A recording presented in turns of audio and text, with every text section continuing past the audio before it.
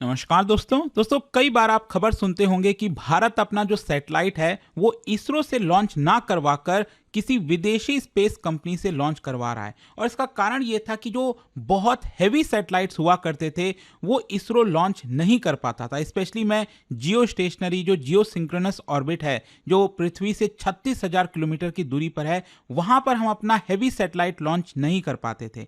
लेकिन फाइनली मैं आपको बता दूं, अब तक का सबसे हेवीएस्ट सैटेलाइट ये इसरो लॉन्च करने जा रहा है बस कुछ ही घंटे के अंदर। आप देख सकते हो खबर, countdown begins for ISRO's LVM-3M5 rocket launch carrying CMS-03 communication satellite. And let me tell you, ये इंपॉर्टेंट इसलिए हो जाता है क्योंकि हमारी जो मिलिट्री है, जो नेवी है, उसको काफी ज्यादा पावर मिलेगा।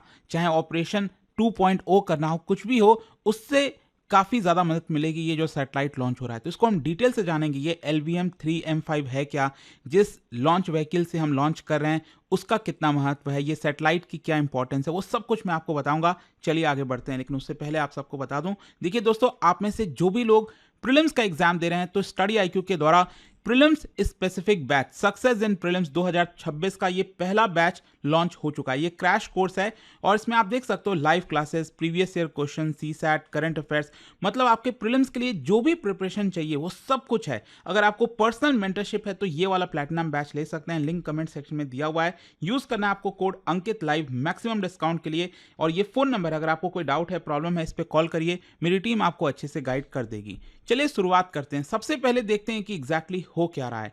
देखिए, इसरो के द्वारा लॉन्च किया जाएगा कुछ ही घंटे के अंदर CMS-03। आपने कई बार सुना होगा GSAT के बारे में, GSAT-7, GSAT-7A।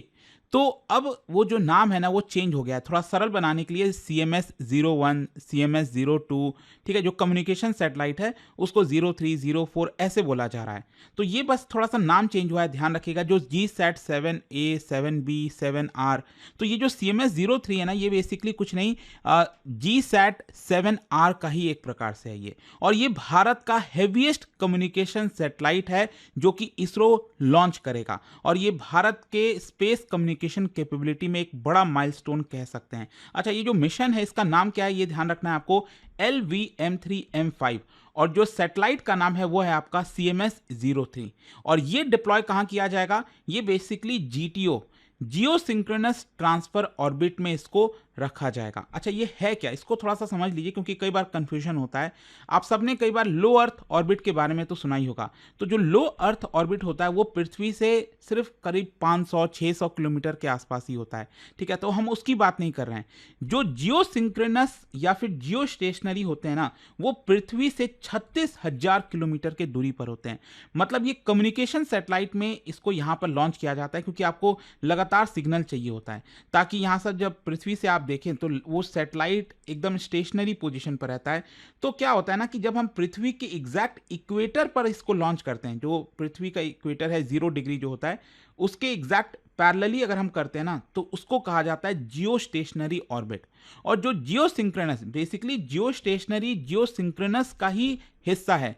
जियो सिंक्रोनस में क्या होता है, जियो सिंक्रोनस ट्रांसफर ऑर्बिट में, कि इसका जो ये जो डिग्री आप देख रहे हो ना, ये इक्वेटर पर ना होकर ये इसका इंक्लिनेशन होता है थोड़ा सा। ये आपको इससे और अच्छे से समझ में आएगा। यहाँ पर अगर आप ध्यान से देखेंगे तो ये जियो स्टेशनरी है और ये हो जाता है जियो सिंक्रोनस। आई होप आप समझ पा रहे होगे। जियो स्टेशनरी मतलब एग्जैक्टली इक्वेटर पर, और जियो सिंक्रोनस ये टिल्ट हो जाता है, लेकिन डिस्टेंस वही रहता है, 36,000 किलोमीटर।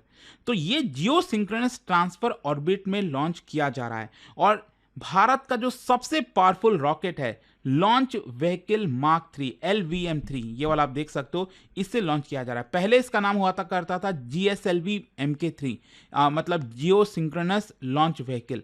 तो ऐसा लगता था कि सिर्फ जियो सिंक्रोनस में ही लॉन्च कर सकते हैं, तो ऐसा नहीं है। इसको थोड़ा सा सरल बनाने के लिए LVM-3 बोला गया, नाम चेंज कर दिया गया। और जाहिर सी बात है, श्री हरिकोटा में जो सतीश धवन स्पेस सेंटर है वहां से लॉन्च किया जाएगा शाम को करीब 5:30 बजे के आसपास। अच्छा, इस मिशन का ओवरव्यू आपको दे देता हूं। सैटेलाइट किस प्रकार का, ये कम्युनिकेशन सैटेलाइट है और प्राइमरी ऑब्जेक्टिव यही है कि भारत का जो मैरीटाइम और डिफेंस कम्युनिकेशन नेटवर्क है उसको मजबूत बनाना है।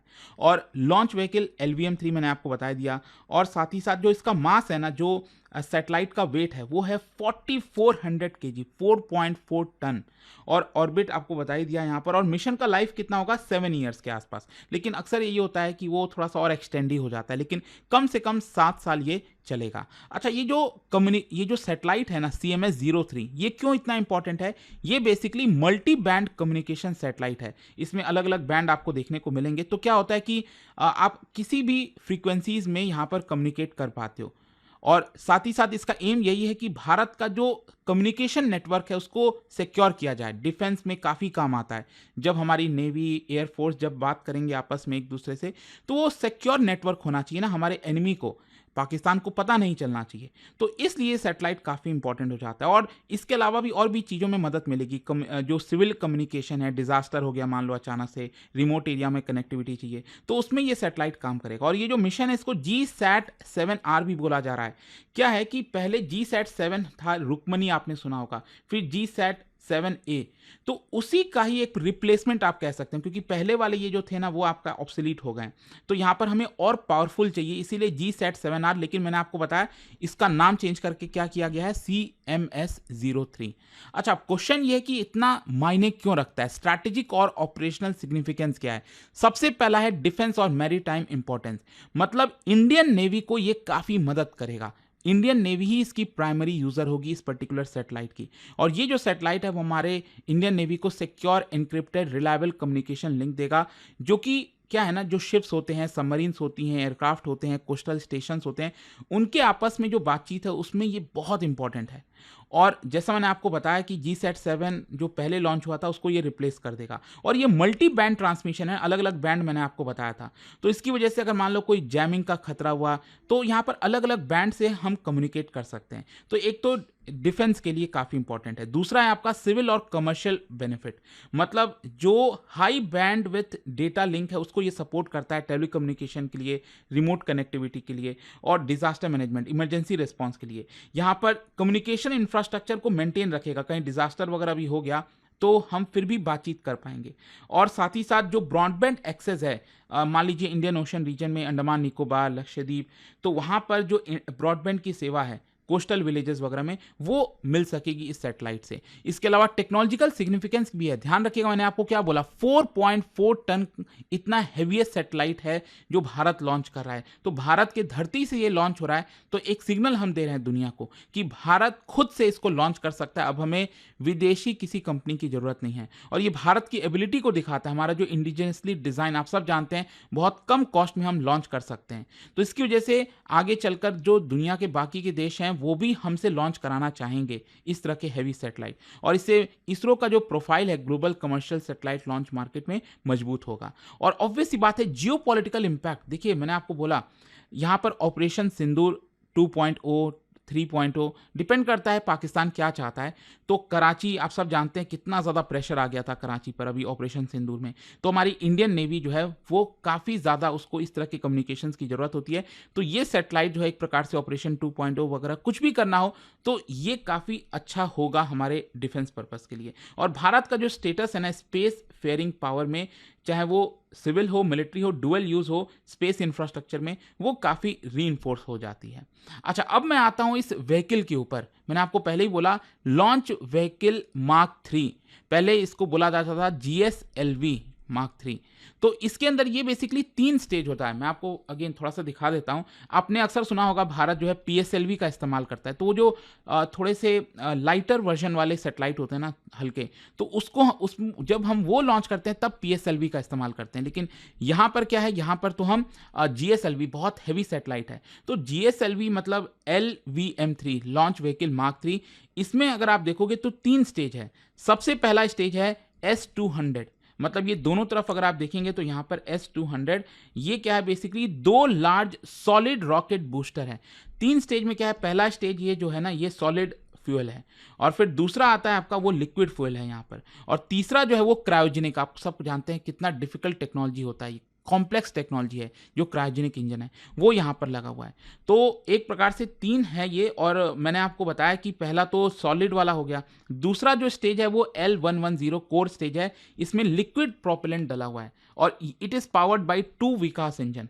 और जो तीसरा स्टेज आता है, अपर स्टेज, ये वाला जो आप देख रहे हो ऊपर वाला, ये है आपका C25 स्टेज। ये क्रायोजेनिक इसमें होता है, मतलब बहुत कूल्ड टेम्परेचर पे जो फ्यूल है वो स्टोर करके रखा जाता है, और ताकि रॉकेट को जो है वो ज़्यादा पुश मिल सके, जियो सिंक्रोनस ऑर्बिट तक ये पहुंच सके। तो परफॉर्मेंस क्या है इसकी, बेसिकली बताया जा रहा है कि अगर आप लो अर्थ ऑर्बिट में लॉन्च करते हो ना, पृथ्वी से 400-500 किलोमीटर अबव, तो यहाँ पर आप 8 टन 8000 केजी के सैटेलाइट्स लॉन्च कर सकते हो। लेकिन हम यहाँ पर क्या कर रहे हैं, 36,000 किलोमीटर तक जा रहे हैं। तो यहाँ पर हम 4 से 4.5 टन का जो सैटेलाइट है, जो वो हम लॉन्च कर सकते हैं। पहले अगर आप देखोगे चंद्रयान 2, चंद्रयान 3, इन सब मिशंस में हम इसका इस्तेमाल किए थे। अच्छा, यहाँ पर मिशन का फेजेस क्या होगा, बेसिकली सबसे पहले आज शाम को जो है श्रीहरिकोटा से इसको लॉन्च किया जाएगा। सबसे पहले S-200 बूस्टर ये काम करेगा, ये दोनों साइड में जो बूस्टर लगे हैं, ताकि इसको लिफ्ट किया जा सके। लिफ्ट करने के बाद finally liquid stage, cryogenic stage, सबका इस्तेमाल किया जाएगा। फिर इसको ऑर्बिट में प्लेस करने की कोशिश की जाएगी, और ऑर्बिट में प्लेस होने के बाद जो सैटेलाइट है उसका खुद का यहाँ पर प्रोपल्शन होता है, वो काम करेगा, ताकि प्रॉपर जो ऑर्बिट है उसमें ये प्लेस हो सके। फिर यहाँ पर टेस्टिंग की जाएगी। ये बेसिकली जो सैटेलाइट का सोलर पैनल वगैरह होता है, कई बार आपने देखा होगा सोलर पैनल खुलते हैं, तो वो खुलता है आपका, ताकि सोलर एनर्जी से वो इलेक्ट्रिसिटी वगैरह प्रोड्यूस हो सके। और फाइनली यहाँ पर कम्युनिकेट किया जाएगा सैटेलाइट से, ताकि ये अच्छे से हो पा रहा है कि नहीं। तो हर एक स्टेज बहुत इंपॉर्टेंट हो जाता है। जब ये पूरा सक्सेसफुल हो जाएगा तभी हम कहेंगे कि पूरा मिशन सक्सेसफुल हुआ है। लेकिन हाँ, इसमें बहुत सारे चैलेंजेस हैं। एक तो लॉन्च का रिस्क है कि हर एक स्टेज अच्छे से काम कर रहा है कि नहीं, सॉलिड, लिक्विड, क्रायोजेनिक। फिर उसके बाद ऑर्बिट में जो है ये प्रॉपर जा रहा है कि नहीं, मैल फंक्शन तो नहीं हो गया। इसके अलावा ग्राउंड कम्युनिकेशन हो रहा है कि नहीं। तो कई चैलेंजेस हैं, लेकिन अगर ये फाइनली हो जाता है तो डेफिनेटली एक बड़ी सफलता होगी इसरो के लिए, और फ्यूचर के लिए भी काफ़ी सारे रास्ते खुल जाएंगे। देखिए, CMS-03 ये एक new era of heavy communication satellite बताया जा रहा है, जो कि भारत के धरती से लॉन्च हो रहा है। एंड ये दिखाता है भारत की ability to independently manage such heavy satellites. और फ्यूचर जो मिशंस है वो आगे चलकर CMS-04, GSAT-7 सीरीज के और एडवांस्ड वर्जन, उस तरह के सैटेलाइट भारत लॉन्च कर पाएगा।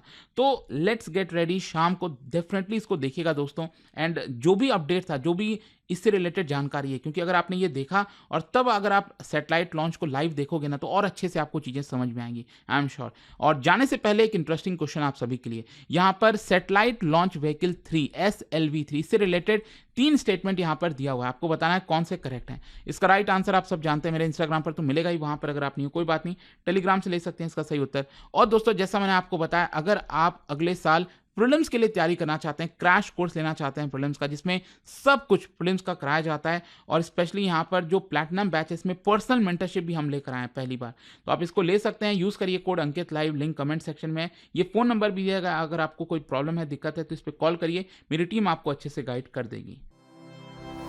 स्टडी IQ IAS, आपका सिलेक्शन हमारा मिशन।